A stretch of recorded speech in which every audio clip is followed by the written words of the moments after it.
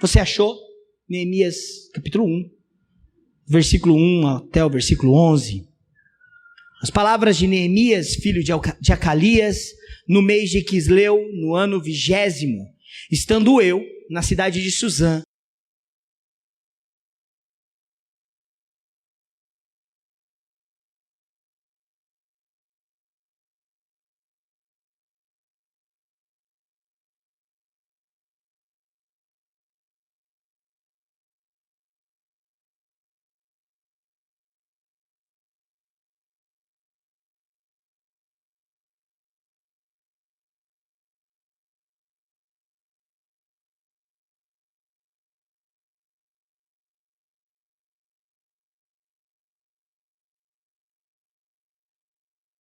perante o Deus dos céus, e disse: Senhor, Deus dos céus, Deus grande e temível, que guarda a aliança e a misericórdia para com aqueles que te amam e guardam os teus mandamentos.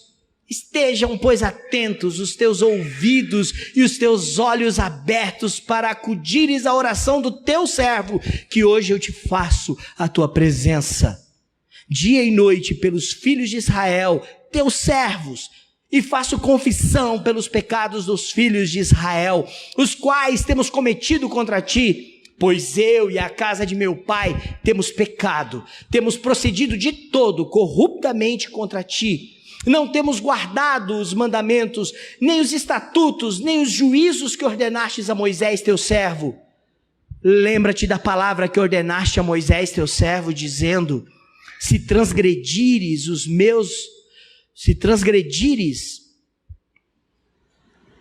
eu vos espalharei por entre os povos, mas se vos converterdes a mim, e guardardes os meus mandamentos, e os cumprirdes, então, ainda que os vossos rejeitados estejam pelas extremidades do céu, de lá os ajuntarei, e os trarei para o lugar que tenho escolhido, para ali fazer habitar o meu nome. Estes ainda são teus servos, e o teu povo que resgataste com o teu grande poder e com a tua mão poderosa. Senhor, estejam, pois, atentos os teus ouvidos à oração do teu servo e a dos teus servos que se agradam em temer o teu nome. Concede que seja bem sucedido hoje o teu servo, e dá-lhe mercê perante este homem. Neste tempo eu era copeiro do rei. Neemias, como nós acabamos de ler, tinha um cargo de privilégio no Império Persa. O Império Persa foi o império que sucedeu a hegemonia babilônica, o domínio mundial que a Babilônia fez. E os persas conseguiram amplificar a sua hegemonia, o seu domínio sobre as nações, expandir territórios. E o Império Persa, então, dominou todo o mundo antigo, da África à Ásia e o começo da Europa.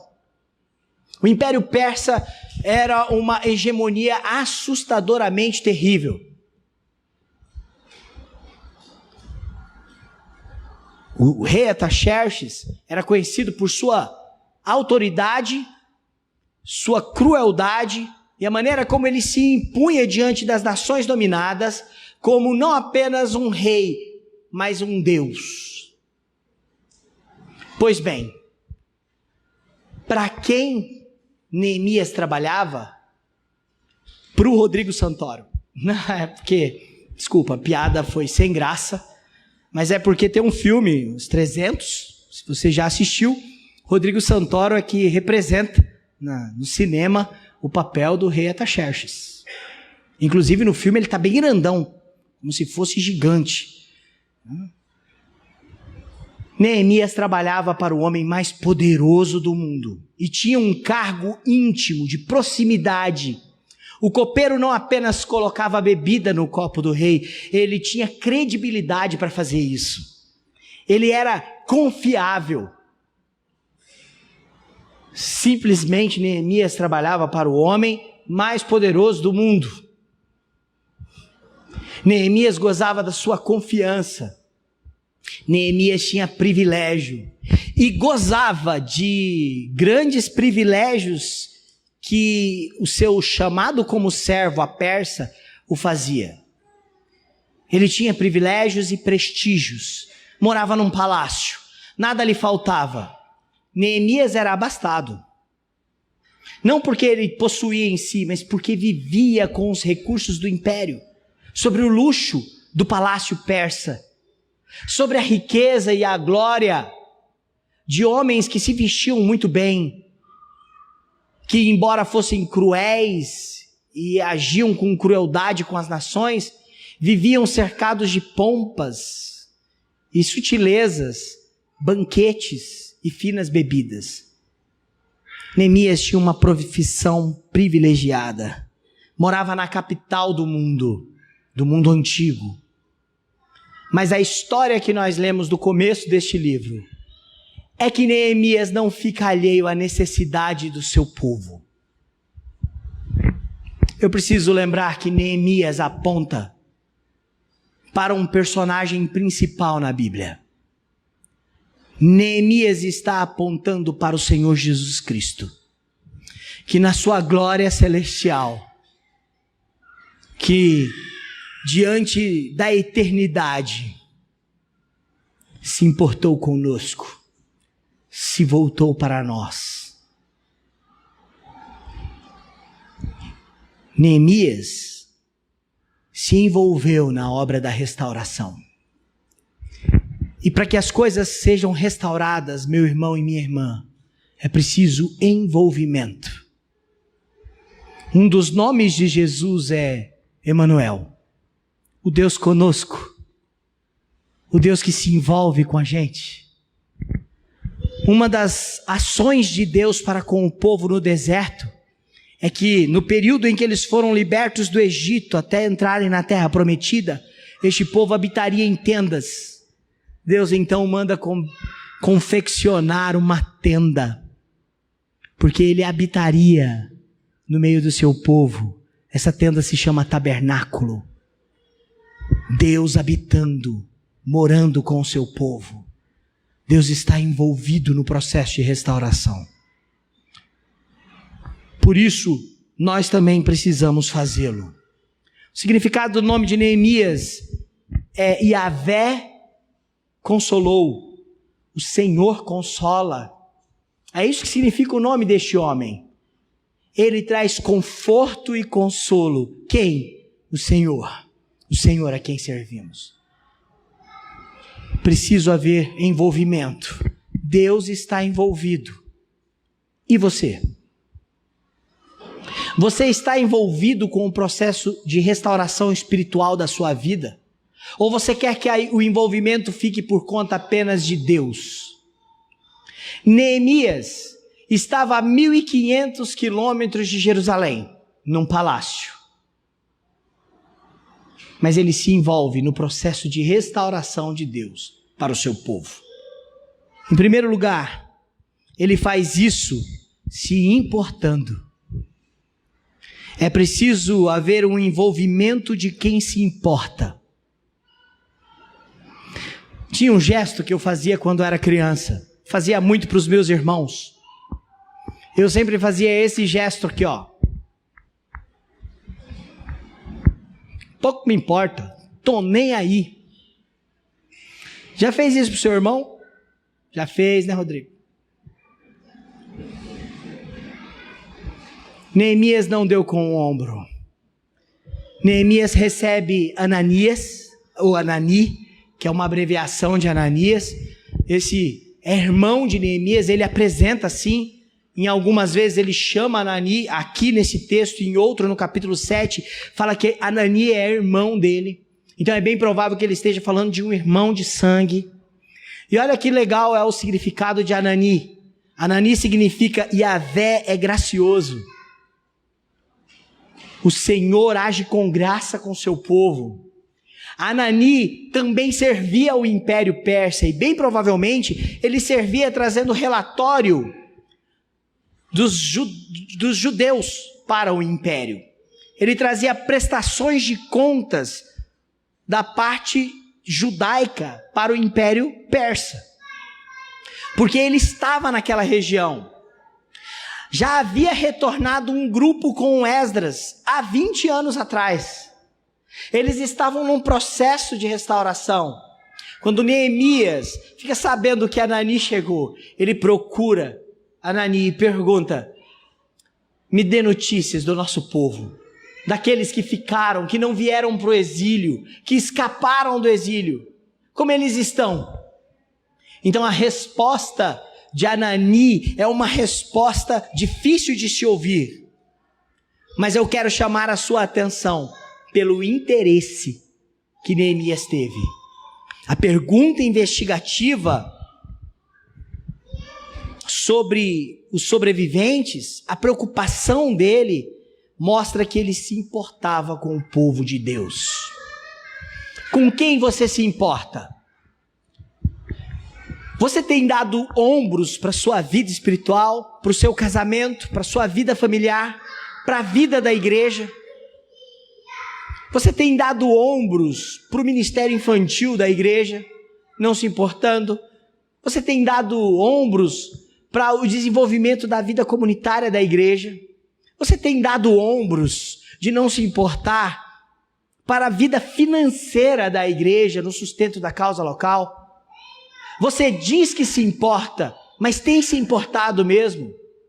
Tem uma frase de John Maxwell, é um cristão que escreve sobre liderança, e ele escreve muito sobre Neemias, por causa da sua ação de liderança.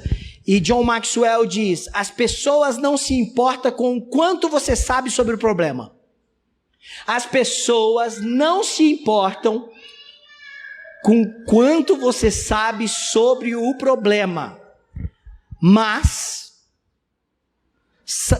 até que elas saibam o quanto você se importa com o problema delas. As pessoas não se importam o quanto você sabe sobre o problema, mas até que elas saibam o quanto você se importa com o problema delas.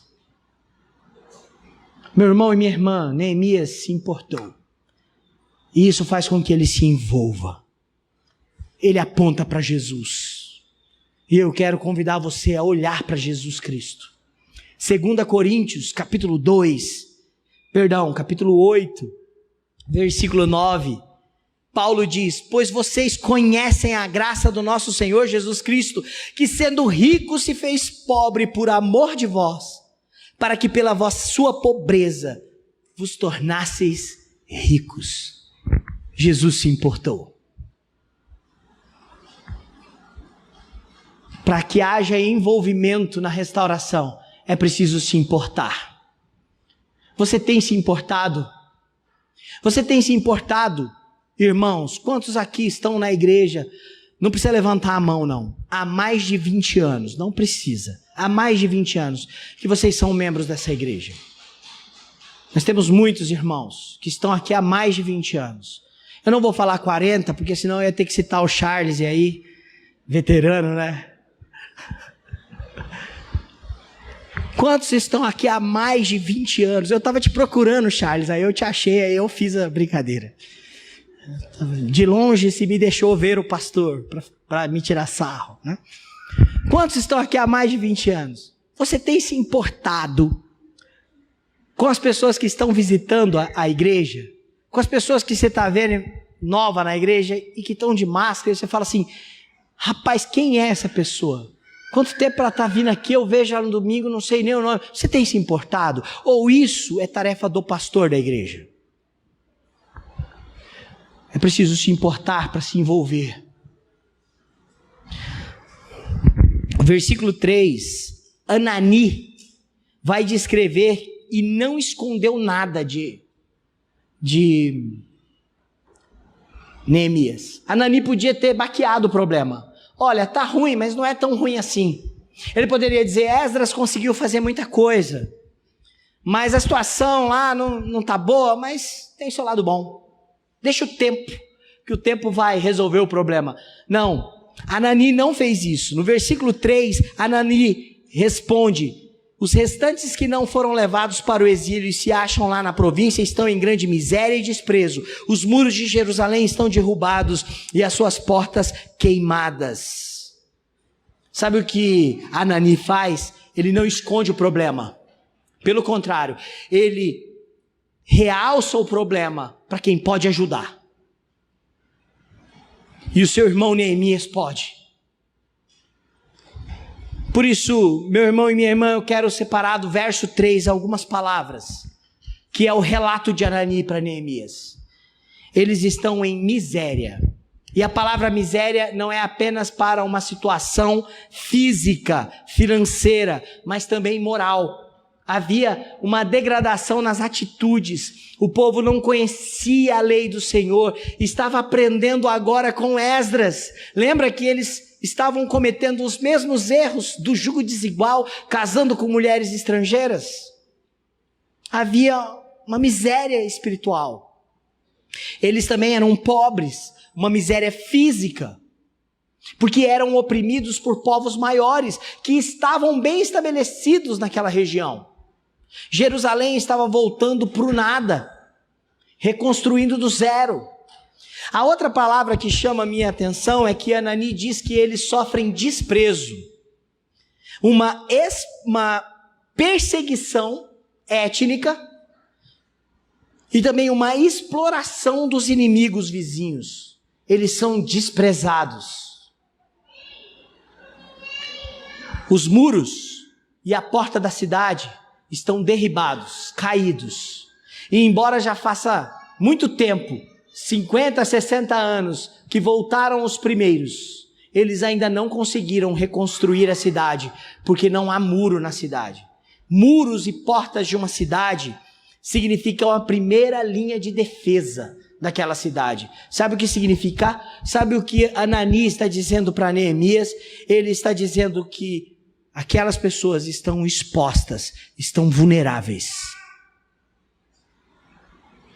Às vezes, irmãos, precisamos nos envolver e nos importar com pessoas que estão vulneráveis.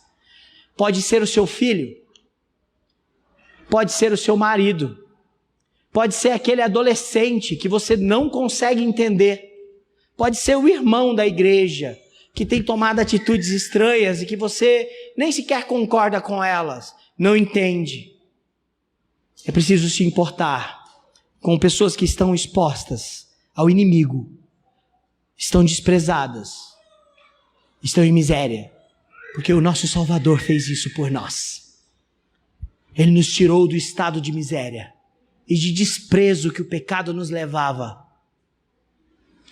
Ele reconstruiu muros, nos trouxe a um lugar seguro, colocou os nossos pés sobre a rocha, ele nos firmou o passo.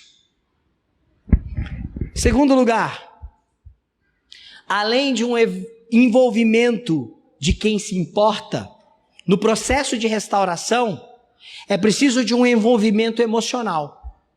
Olha, observe o versículo 4. Neemias recebeu a notícia não é boa. Anani não aliviou, não passou pano para a realidade, pelo contrário, levou o problema para quem podia resolver o problema, quem tinha influência no Império Persa. E aí, olha só a reação de Neemias. Versículo 4, a parte A. Tendo ouvido eu essas palavras, assentei-me e chorei e lamentei por alguns dias. É perceptível que Neemias sentiu o problema.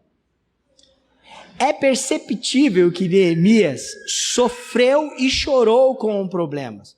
E não foi apenas uma comoção superficial. Ele não ficou comovido superficialmente, igual a gente fica comovido sentado no nosso sofá, com o ar-condicionado ligado, comendo baconzitos. Não, isso quem faz é só eu, né? Vendo os horrores da televisão, o acidente de Petrópolis, as crianças chorando na Ucrânia, e a gente fala assim, meu Deus, que horror, e a gente continua planejando a nossa vida, a nossa diversão, como se nada tivesse acontecendo. Não era uma comoção superficial. ele ficou comovido, ele chorou, ele fez isso de uma maneira com que ele se emocionou, se envolveu com o problema. Olha só, ele lamentou e chorou. Choro não é fraqueza, irmãos. Choro aqui de Neemias não é que ele era um sentimentalzinho, não é que Neemias era um desequilibrado, não, que ficava chorando, cheio de mimimi. Neemias chorou porque estava envolvido e ele se envolveu emocionalmente.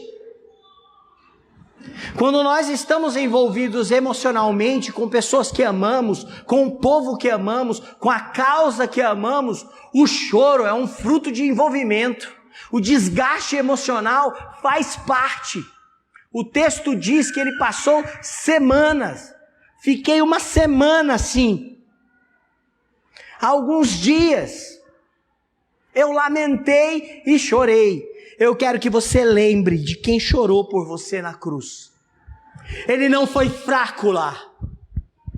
Eu quero que você lembre do Rei dos Reis entrando em Jerusalém, mantos e palmas, hosana, o povo exaltando o grande rei montado no jumentinho. Ele para na entrada de Jerusalém, no Evangelho de Lucas, no capítulo 19, verso 41, e diz: ah, se vocês conheceram por ti mesmo, ainda hoje o que é devido à paz, mas isso está oculto dos teus olhos, pois sobre ti virão dias em que os teus inimigos te cercarão de trincheiras e por todos os lados te apertarão o cerco e te arrasarão, e os teus filhos dentro de ti não deixarão em ti pedra sobre pedra, porque não reconheceste a oportunidade da tua visitação, não conheceste o motivo da paz.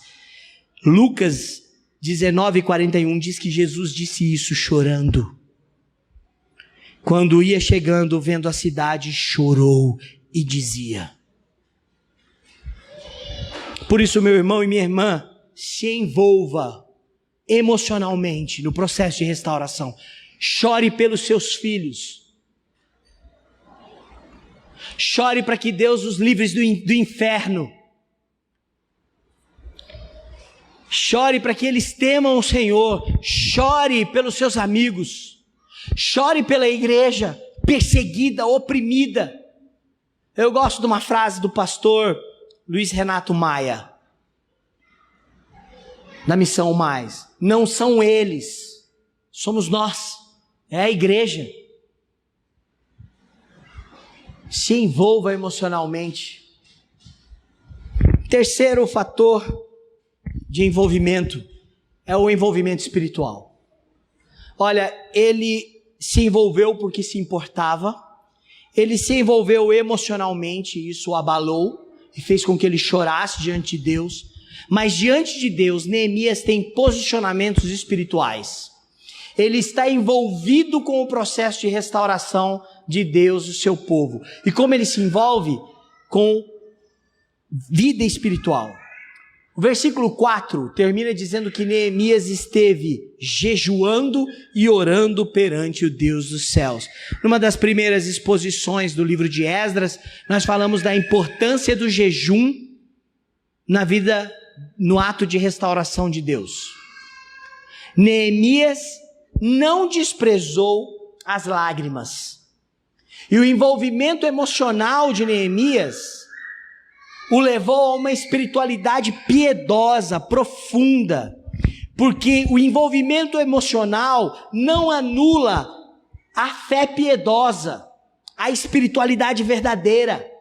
Neemias não é conduzido pelo choro desesperador, Neemias não é conduzido pelo seu envolvimento emocional a uma vida de vitimismo. O seu choro, o seu envolvimento emocional o leva a uma prática de espiritualidade verdadeira, a uma prática piedosa.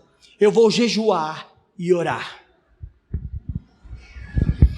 Onde o sofrimento, por causa do teu envolvimento na restauração de Deus, da sua vida espiritual, da vida da igreja, da sua família tem te levado? Para onde o teu envolvimento tem te levado? Qual recurso você tem utilizado? Recursos mundanos? Ou você tem recorrido a uma vida piedosa?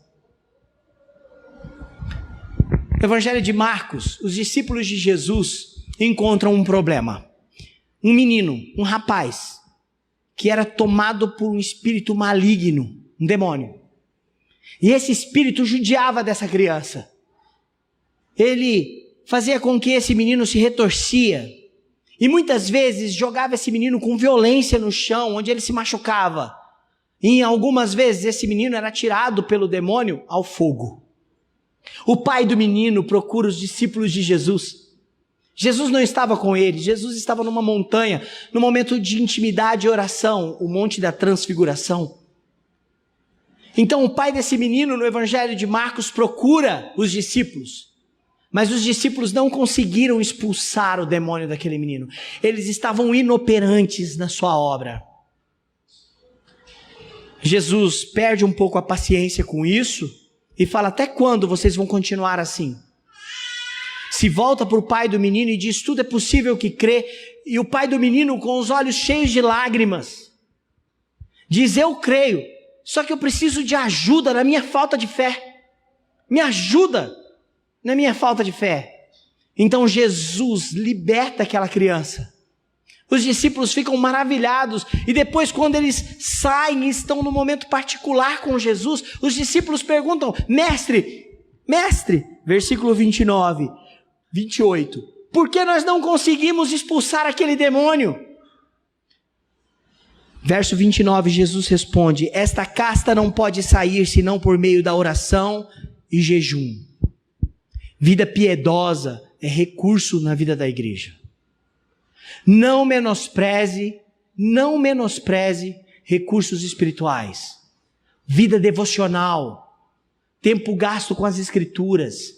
Não menospreze a oração. A oração é um recurso para a igreja. Não menospreze a oração. Que é uma música da Cassiane que eu gosto para arrebentar. A gente não canta na igreja, mas a gente deveria cantar. Eu não poderia cantar porque eu já grito cantando música presbiteriana. Imagina da Cassiane, né? Os irmãos iam me mandar embora. A música assim, ó: Deus não rejeita a oração. Oração é alimento. Eu nunca vi o justo ficar sem atendimento do Senhor. Deus não despreza a oração do seu povo. Ele está atento. Oração é recurso na vida da igreja. Então ele se envolve, mas de que maneira ele se envolve? Com recursos espirituais. Neemias aponta para Cristo. Porque ele não resolve o nosso problema sendo um rei humano. Jesus, Cristo, não resolve o nosso problema matando e aniquilando os romanos e o sinédrio que queria prendê-lo e crucificá-lo. Jesus não assume um trono político no Estado de Israel. Ele não se senta num trono humano subjugando os outros reinos diante de uma autoridade política terrena. Ele resolve o nosso problema espiritualmente. Ele resolve o nosso problema na esfera espiritual que nos afastava de Deus. E isso interfere no nosso mundo material. Porque a vida espiritual que Deus tem para nós, irmãos, interfere no processo de restauração físico de Deus para nós.